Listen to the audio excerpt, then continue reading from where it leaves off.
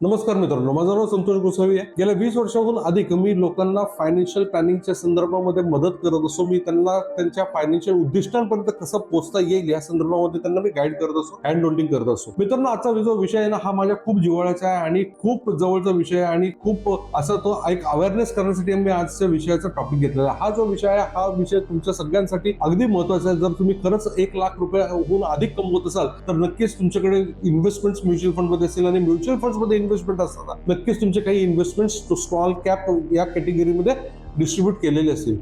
मित्रांनो, जर तुमची इन्व्हेस्टमेंट स्मॉल कॅप कॅटेगरीमध्ये जर इन्व्हेस्टेड असेल तर अक्षरशः ना ऍक्च्युअली ना तुम्ही ट्रॅप झालेले आहात. हे कसं? कारण स्मॉल कॅपचे ना डिझाईनच अशा पद्धतीने केलेले आहे की त्याच्यामध्ये ना तुम्हाला इतक्या सुंदर लेवलला तुम्हाला एंट्री दिलेली आहे, पण एक्झिट कधी करावं याबद्दल तुम्हाला कधी कोणी सांगितलेलं नाहीये.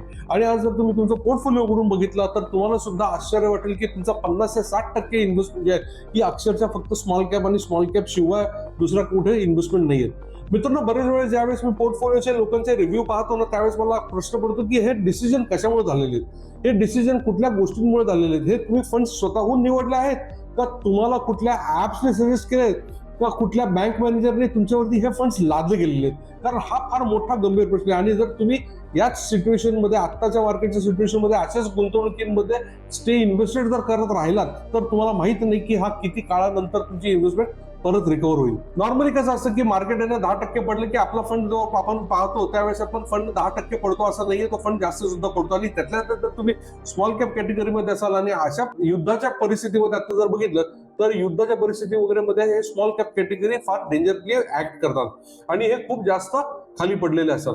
मित्रांनो, ज्यावेळेस तुम्ही फंड मधून एक्झिट करण्याच्या स्ट्रॅटेजीचा विचार करताना तर त्या एक्झिट स्ट्रॅटेजीमध्ये सुद्धा तुम्हाला फक्त सांगितलेलं असतं की तुम्हाला फक्त याच्यावरती 10% तुम्हाला टॅक्सेशन लागेल, पण तो सुद्धा 10-12.5% जो काय असेल तो सांगितला जरी असेल तरी तुम्हाला तो तेवढाच लागतो असं नाही. कारण ऑलरेडी तुम्ही तुमच्या फंड मध्ये मार्केट जेव्हा वरनं खाली आलंय त्याच्यामध्ये तुम्ही 30-35% मार्केटमध्ये पैसे लूज केलेले असतात आणि सायमल्टेनियसली परत ज्यावेळेस तुम्ही एक्झिट करता त्यावेळेस सुद्धा तुम्हाला 10-12% मायनस करूनच तुम्हाला पैसे मिळतात. म्हणजे तुम्हाला फंड चार्जेस वेगळे असतात, एक्झिट चार्जेस वेगळे असतात किंवा अजून काही चार्जेस असतात. आणि त्यावेळेस जर तुम्ही मार्केटमधून पैसे विड्रॉ करता त्यावेळेस परत 2-3% खाली पडलेला असेल तर त्यावेळेस सुद्धा तुम्हाला ते बाहेर पडण्यासाठी अत्यंत अवघड विषय होऊन जातो. मित्रांनो, तुम्हाला मी एक सांगतो की ज्यावेळेस ना तुम्हाला आता सध्या जर तुम्ही कुठलेही चॅनल वगैरे चालू केले ना आणि कुठेही बघितलं ना तर सगळीकडे तुम्हाला किंवा युट्यूब वरती पण जर पाहिलं तर तुम्ही सगळीकडे सांगत असेल की आता राईट टाइम इन्व्हेस्टरची आहे, राईट टाइम इन्व्हेस्टमेंटची आहे. पण तुम्हाला एक्झिटच्या वेळेस कधीच कोणी सांगत नाही. ऍक्च्युली स्मार्ट मनीच्या बद्दल जर तुम्ही बघितलं ना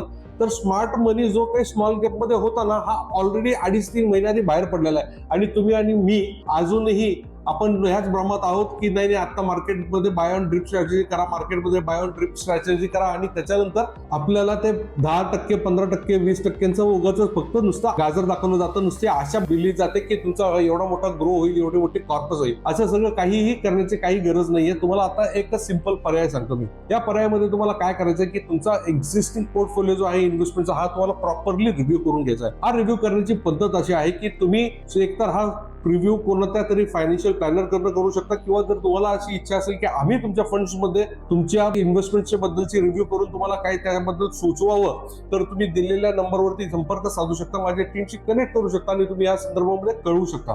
कारण तुमचा पोर्टफोलिओ जर तुम्ही आता रिव्ह्यू करून घेतला नाही आणि आहात त्याच ठिकाणी जर तुम्ही इन्व्हेस्टमेंट करत राहिला आणि ती इन्व्हेस्टमेंट तुम्ही एक फक्त थिंग ऑन होप म्हणतात त्याला की एक चांगल्या विचाराने तुम्ही फक्त की बाबा मी पैसे भरतोय आणि मार्केट कधी रिकव्हर होईल याबद्दल जर विचार केला तर तुम्हाला कधीही ती वेळ कधी येईल हे सांगता येणार नाही. कारण एक लक्षात ठेवा, वेळ आणि मार्केट हे कधी कोणासाठी थांबत नाही. मित्रांनो, याच्या आधी सुद्धा आम्ही बरेच लोकांना व्हिडिओज बनवलेले आहेत आणि व्हिडिओज बनवून त्या लोकांना आम्ही रिव्ह्यू बद्दल गाईड केलेला आहे. आता आम्ही असं ठरवलेलं आहे की ज्या लोकांना आमच्याकडनं रिव्ह्यू करून घ्यायचा असेल तो व्हिडिओ फक्त आम्ही फर्स्ट 10 पीपल ज्या लोकांना रिव्ह्यू करून घ्यायचा आहे त्या लोकांना पोर्टफोलिओचा आम्ही ऍब्सोल्युटली फ्री ऑफ कॉस्ट तुमचा रिव्ह्यू करून देऊ, but only limited for 10 people. कारण ह्यामध्ये असं होऊन जातं की आमचा वेळ पण खूप जातो आणि त्याच्यानंतर मग वेळ खूप गेल्यानंतर परत बऱ्याच गोष्टी त्याच्यामध्ये इन्व्हॉल्व्ह होतात. तर मित्रांनो, आता तुम्हाला करायचं आहे एवढंच, दिलेल्या नंबरवर संपर्क साधायचा आहे, माझ्या टीमशी कनेक्ट करायचं आहे आणि तुमचा पोर्टफोलिओ जो आहे हा पोर्टफोलिओ पूर्णच्या पूर्ण डिटेल्डमध्ये स्टडी करून घ्यायचा आहे. आणि स्टडी करून घेतल्यानंतर